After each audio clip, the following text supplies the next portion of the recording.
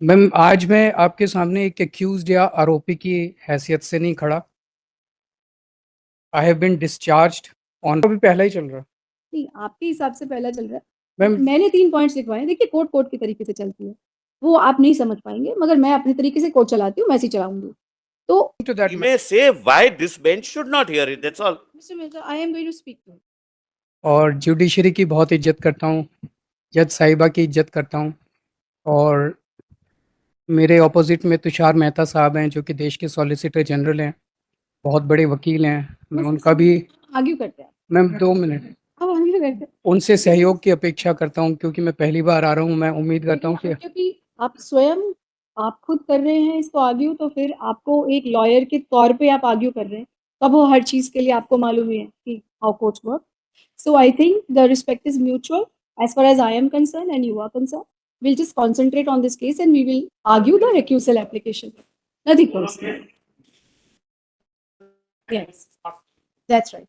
Interrupt him or something. I am there to cooperate with you. You can please start your arguments now. Ma'am, आज मैं आपके सामने एक accused या आरोपी की हैसियत से नहीं खड़ा। I have been discharged, honourably discharged. और मैं एक दो लाइनें केवल जो ट्रायल कोर्ट का Discharged. I have Yeah. not stayed that order. या आई एग्री मैम। तो मैं एक दो लाइनें बस उस ऑर्डर में से पढ़ना चाहूँगा शुरू में। नहीं, आप अभी सुनिए, अभी सिर्फ केवल रिक्यूजल सुन रहे हैं हम। मैम, रिक्यूजल पे आ रहा हूँ, बस 1 मिनट अलाउ कर दीजिए मुझे। मैम, ट्रायल कोर्ट ने लिखा है, बस एक दो लाइनें पढ़ूंगा।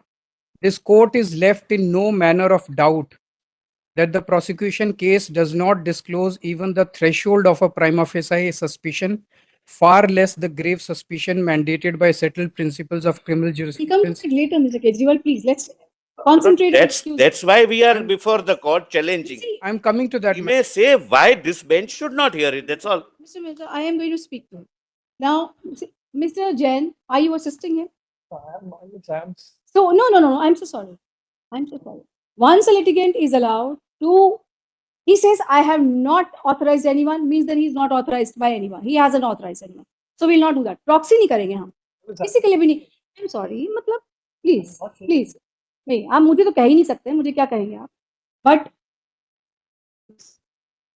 देखिए मिस्टर केजरीवाल, हम लोग रिक्यूजल पर आज सुन रहे हैं। मैं रिक्यूजल पे ही आ रहा हूँ। मैं रिक्यूजल पर हम सीधा ही आएंगे। मैं सीधा ही आ जाऊंगा रिक्यूजल पे। मैम, थोड़ा सा हल्का सा बैकग्राउंड मुझे बताना पड़ेगा मैम, थोड़ा सा। क्योंकि मैं ये फाइल को पढ़ चुकी हूँ। मैम, आप पढ़ चुके हैं। मैम, 2 मिनट दे दीजिए मुझे, 2 मिनट मुझे सुन लीजिए। सुनाइए। ट्रायल कोर्ट ने 3 नवंबर से 12 फरवरी के बीच में 3 महीने डे टू डे बेसिस पे हेयरिंग्स की, 40,000 पन्नों के एविडेंस पढ़े, और उसके बाद उन्होंने हम लोगों को डिस्चार्ज किया।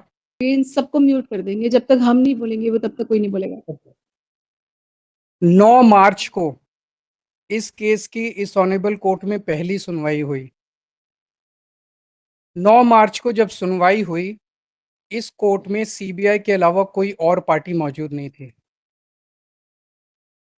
किसी भी पार्टी की सभी पार्टियों की गैर मौजूदगी में एक्स पार्टी बिना नोटिस जारी किए और बिना किसी की सुनवाई किए, बिना किसी का रिप्लाई लिए, इस ऑनरेबल कोर्ट ने ऑर्डर पास किया that prima facie this order appears to be erroneous on certain issues.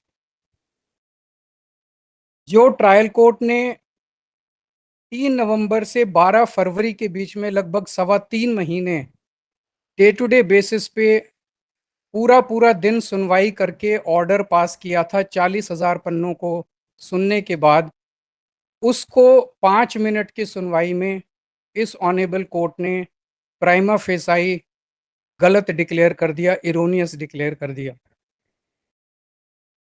जब ये 9 मार्च का ऑर्डर आया मिलॉर्ड, तो मेरा दिल बैठ गया।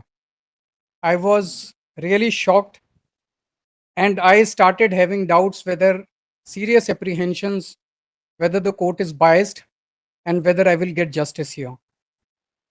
That is the time I wrote a letter on the administrative side to the Chief Justice of Delhi High Court on 11th March that the case may be transferred to some other bench. On 13th March, I got a reply that once a case has been assigned to a particular bench according to roster, the decision for the same lies with the respective judge whether he or she wants to recuse or not.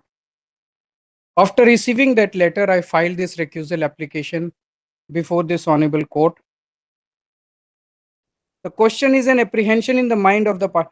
In that case also, this court relied upon Ranjit Thakur versus Union of India, which says judge is not to look at his own mind and ask himself, however honestly am I biased, but to look at the mind of the party before him.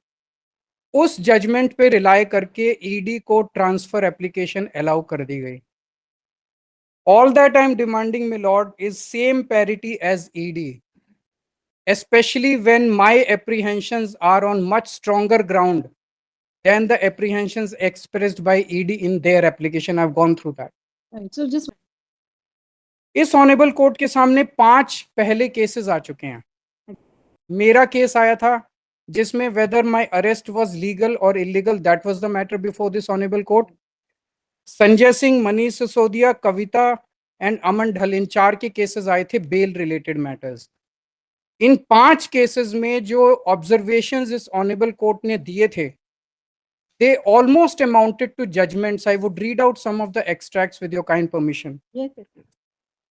मेरा case जो था ma'am आपके सामने, my matter related to illegal arrest.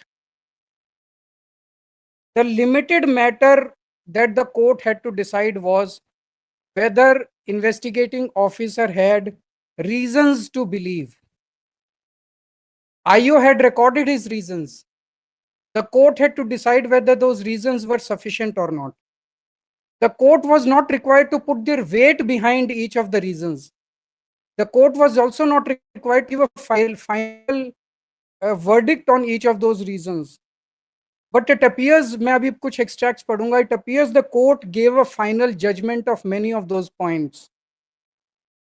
In just 2 hearings, 2 he hearing हुई थी, 2 hearing में final judgment कर दिया गया. There was no charge sheet before this honorable court, and a final judgment or final conclusion was not even sought by ED. इस पे भी एक final finding दे दी गई थी approver statements के ऊपर. I was almost declared guilty, ma'am. I was almost declared corrupt. ऐसा लगा जैसे केवल सजा सुनानी बाकी रह गई थी.